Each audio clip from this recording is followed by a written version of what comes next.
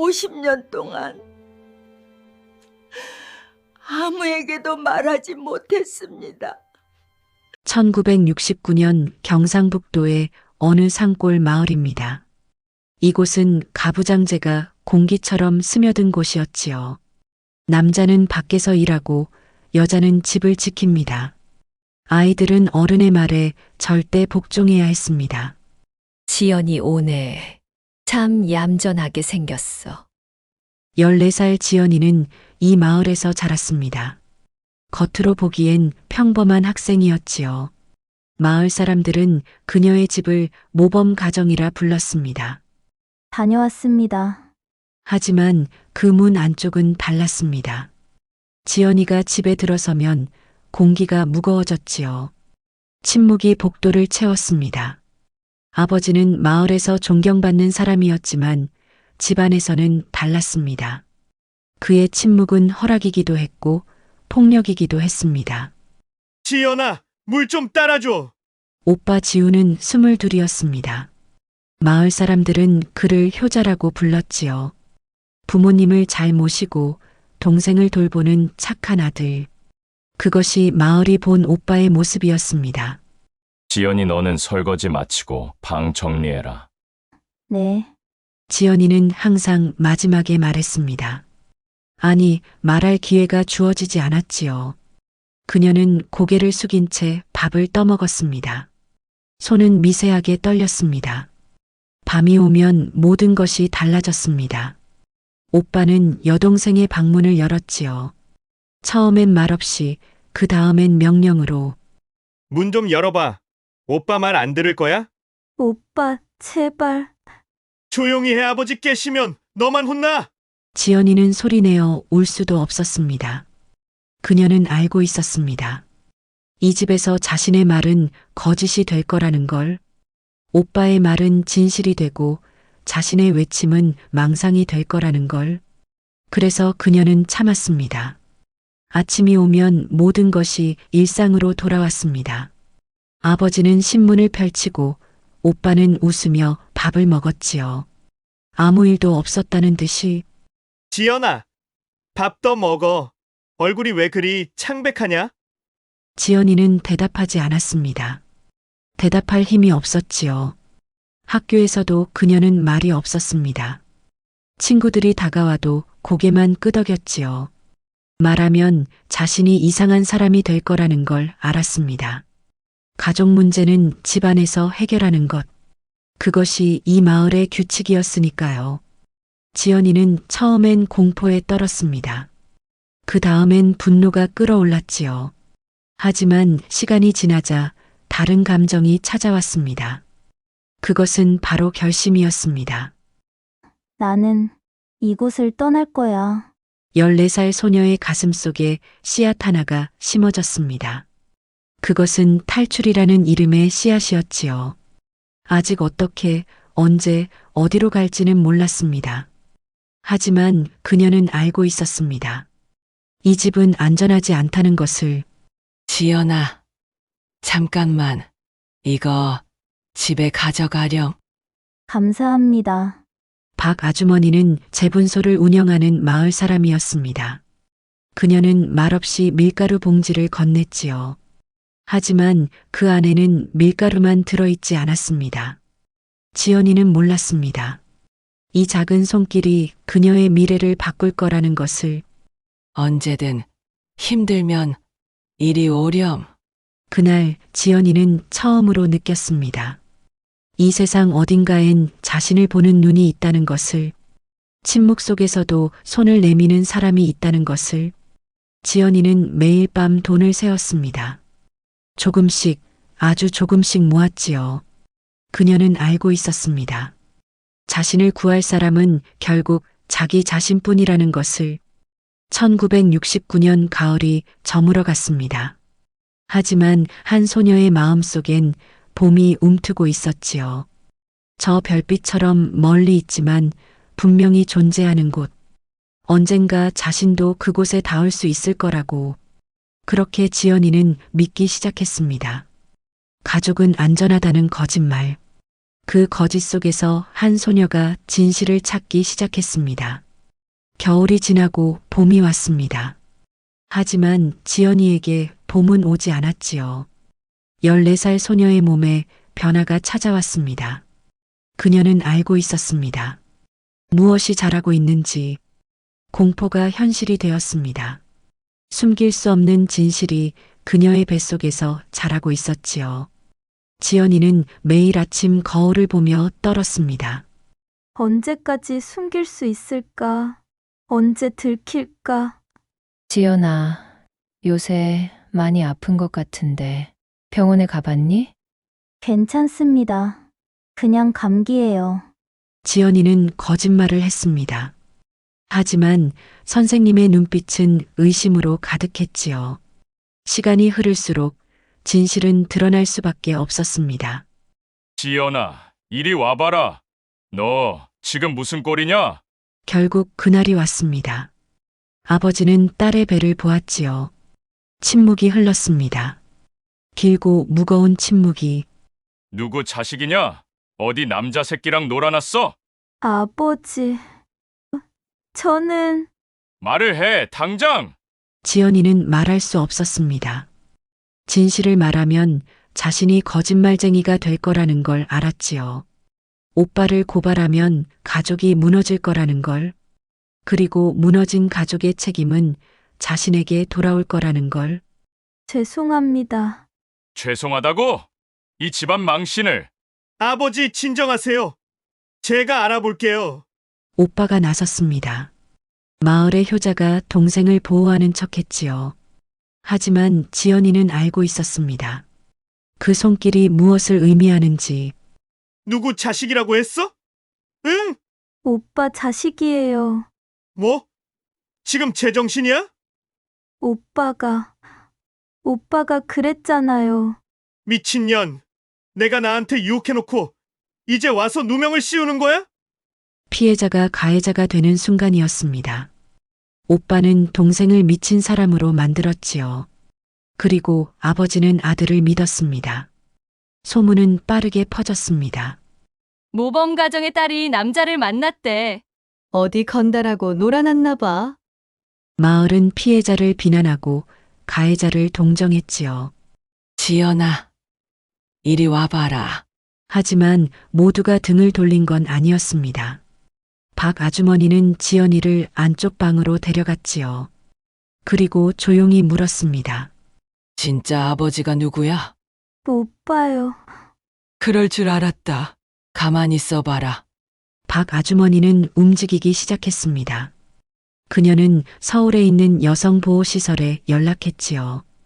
조용히, 아주 조용히, 마을이 모르게.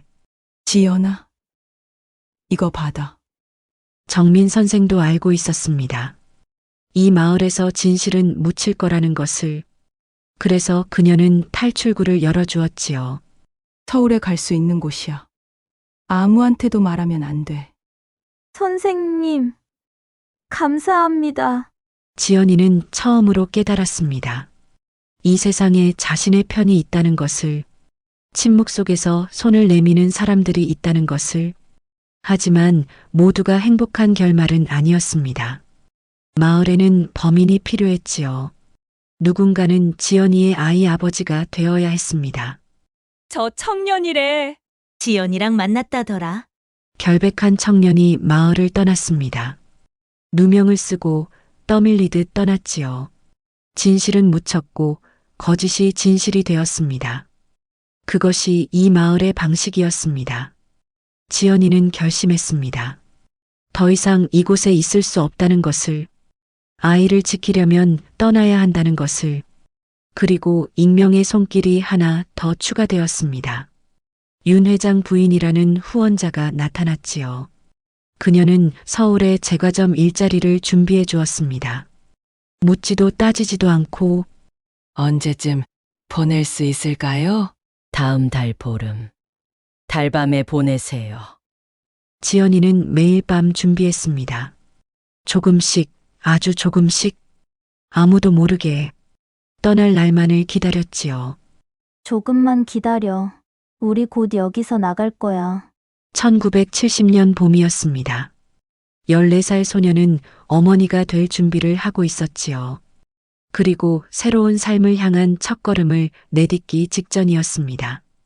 작은 틈이 불씨가 되었습니다. 절망 속에서 희망이 싹텄지요. 이제 남은 것은 용기뿐이었습니다. 집을 떠나 미지의 세계로 나아갈 용기. 침묵의 공모 속에서 작은 손길들이 한 소녀의 탈출을 준비하고 있었습니다. 1970년 여름, 달빛이 밝은 밤이었습니다. 지연이는 15이 되던 해 집을 떠났지요. 뱃속엔 아이가 있었고 손엔 보따리 하나뿐이었습니다. 뒤돌아보지 않았습니다. 뒤돌아볼 수 없었지요. 서울역에 도착했을 때 그녀는 깨달았습니다. 이곳은 마을보다 더 무서운 곳이라는 것을. 아는 사람이 한 명도 없었지요. 그리고 곧 아이가 태어날 것이었습니다. 정민 선생이 준 주소를 찾아갔습니다. 여성보호시설이었지요. 하지만 문은 굳게 닫혀 있었습니다. 지금 자리가 없어요. 다음 달에 다시 오세요. 저 갈 곳이 없는데요. 미안해요. 우린 규정이 있어서. 첫 번째 문이 닫혔습니다. 지연이는 배를 감싸 안고 앉아 있었지요. 어디로 가야 할지 몰랐습니다. 지연이는 일자리를 찾아다녔습니다. 봉제 공장, 식당, 청소부. 하지만 배가 부른 소녀를 고용할 곳은 없었지요. 몇 달 됐어? 7달이요. 7달이면 곧 낳겠네. 미안한데 우리는 못 쓰겠어. 두 번째, 세 번째 문도 닫혔습니다. 지연이는 거리를 헤맸지요. 보따리 속 돈은 점점 줄어들었습니다.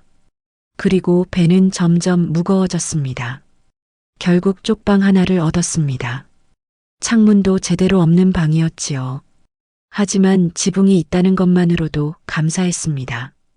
비를 피할 수 있으니까요. 미안해. 엄마가 아무것도 줄 게 없어서. 밤이면 그녀는 울었습니다. 소리 내지 않고 조용히. 옆방 사람들이 들을까봐 이불을 뒤집어 쓰고 울었지요. 15살 소녀는 혼자였습니다. 배가 아프기 시작했습니다. 아이가 곧 나올 것 같았지요. 하지만 병원비가 없었습니다. 보호자는요? 없습니다. 출생신고는 어떻게 할 건데요? 아버지 이름이 필요한데. 지연이는 대답할 수 없었습니다. 아이의 아버지 이름을 말할 수 없었지요. 오빠의 이름을 쓸 수도 쓰지 않을 수도 없었습니다. 결국 그녀는 혼자 아이를 낳았습니다. 쪽방 안에서 홀로. 아무도 없는 곳에서 아이의 첫 울음을 들었지요. 그리고 그 순간 지연이는 결심했습니다. 너는 내 아들이야. 그것만 기억하면 돼. 이름을 지어야 했습니다. 하지만 호적에 올릴 수 없는 아이였지요. 아버지 이름 없이는 출생신고조차 할 수 없었습니다. 그것이 1970년 대한민국의 법이었습니다. 지연이는 며칠을 고민했습니다. 그리고 결심했지요. 자신의 이름을 버리기로. 한지연은 그날 죽었습니다. 그리고 한서윤이 태어났지요. 새로운 이름으로, 새로운 사람으로. 과거를 지우고 살아가기 위해서 윤 회장 부인이 약속한 제과점을 찾아갔습니다. 하지만 그 제과점은 문을 닫은 지 오래였지요. 또 하나의 희망이 사라졌습니다. 서윤은 매일 일자리를 찾아다녔습니다. 아이를 업고 하루 종일. 식당에서 설거지를, 시장에서 짐을 날랐지요. 그렇게 하루하루를 버텼습니다. 그러던 어느 날 다른 제과점을 발견했습니다. 정제과라는 간판이 붙어 있었지요. 서윤은 용기를 내어 문을 열었습니다. 어서 오세요. 저 일자리를 구하는데요. 애가 몇 달이에요? 석 달입니다. 애 아빠는요? 서윤은 대답할 수 없었습니다. 하지만 정 회장은 더 묻지 않았지요. 그는 잠시 침묵했습니다. 그리고 말했습니다. 내일부터 나오세요. 아이는 안쪽 방에 재워두고 일하면 됩니다. 정말요? 네. 급하면 오늘부터 시작해도 돼요. 감사합니다. 정말 감사합니다. 1970년 가을이었습니다. 한서윤이라는 이름으로 살아가는 첫걸음이었지요. 그녀는 몰랐습니다. 이 만남이 우연이 아니라는 것을 정 회장은 알고 있었습니다. 오래전부터 그녀가 오기를 기다리고 있었지요. 하지만 그는 말하지 않았습니다. 아직은 때가 아니었으니까요. 서윤은 생각했습니다. 이제 살 수 있을 것 같다고. 아이와 함께 새로운 이름으로. 하지만 그녀는 아직 몰랐지요. 진짜 이야기는 이제부터 시작이라는 것을. 이름을 버리고 살아남았습니다. 하지만 과거는 그렇게 쉽게 사라지지 않습니다. 2년이 흘렀습니다. 서윤은 제과점에서 일하며 아들 준호를 키웠지요. 새벽 5시에 일어나 밤 10시에 잠들었습니다. 쉬는 날은 없었지만 불평하지 않았지요. 준호는 제과점 안쪽 방에서 자랐습니다. 빵 굽는 냄새와 함께 자랐지요. 엄마의 얼굴을 보는 시간보다 혼자 노는 시간이 더 많았습니다. 하지만 아이는 울지 않았지요. 준호야, 엄마 기다렸지? 미안해. 괜찮아요. 할아버지가 빵 줬어요. 정 회장은 준호를 손자처럼 돌봤습니다. 빵을 구워주고 이야기를 들려주었지요. 서윤은 감사했지만 동시에 불안했습니다. 왜 이 사람은 자신에게 이렇게 잘해주는 걸까? 어느 날 저녁 정 회장이 서윤을 불렀습니다. 차 한 잔을 건네며 조용히 말했지요. 서윤 씨, 제가 할 말이 있어요. 네.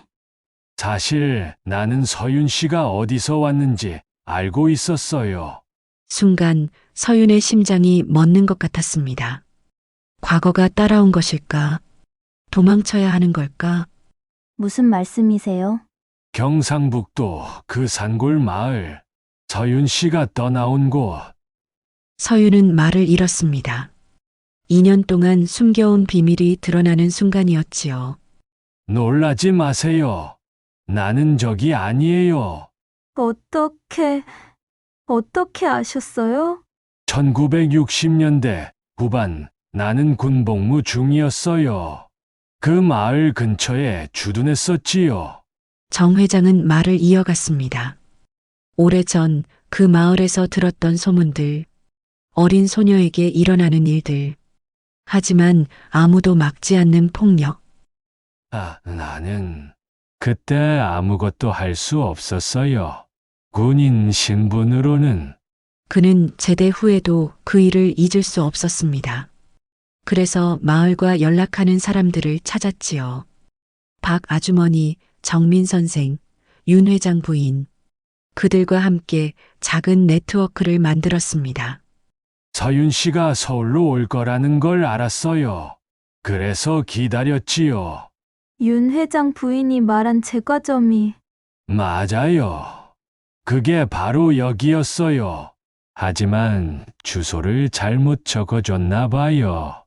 우연이 아니었습니다. 서윤이 혼자라고 믿었던 모든 순간들, 사실 누군가의 손길 위에 있었던 것이지요. 그럼 저를 고용한 것도. 서윤 씨가 찾아왔을 때 나는 바로 알았어요. 서윤 씨가 그 아이라는 걸. 2년 동안 쌓아온 벽이 무너졌습니다. 경계와 의심의 벽이, 그리고 그 아래 있던 것은 고마움이었지요. 왜 저한테 이렇게 잘해주시는 거예요? 내가 그때 못 막았으니까 지금이라도 도와야 한다고 생각했어요. 넌 혼자가 아니었어. 그리고 앞으로도 혼자가 아니야. 그날 이후 서윤은 달라졌습니다.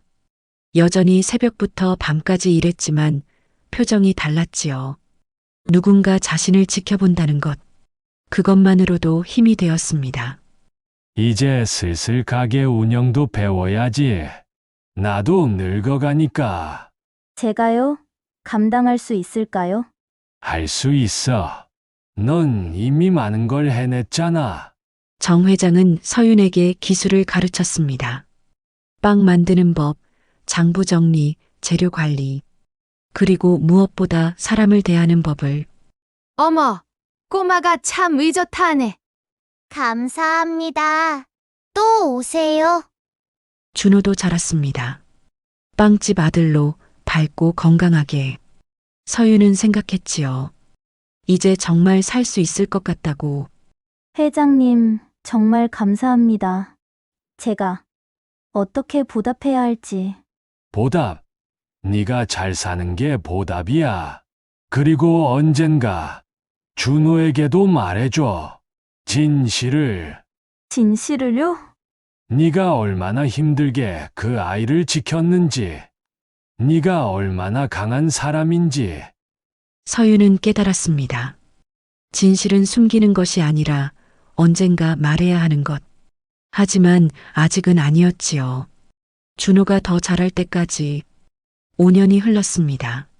서윤은 제과점 부점장이 되었지요. 더 이상 쪽방에 살지 않았습니다. 제과점 위층에 작은 집이 생겼습니다.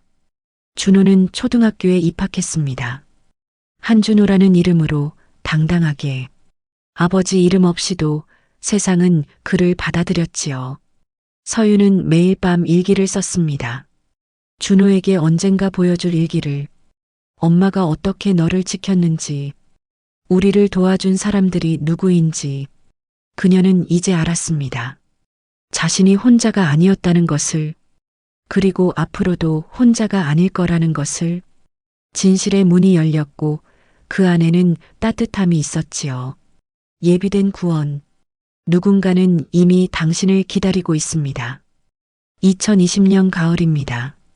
한서윤은 70살이 되었지요. 손자를 둔 할머니가 되었습니다. 50년이 흘렀습니다. 그녀는 오래된 일기장을 꺼냈습니다.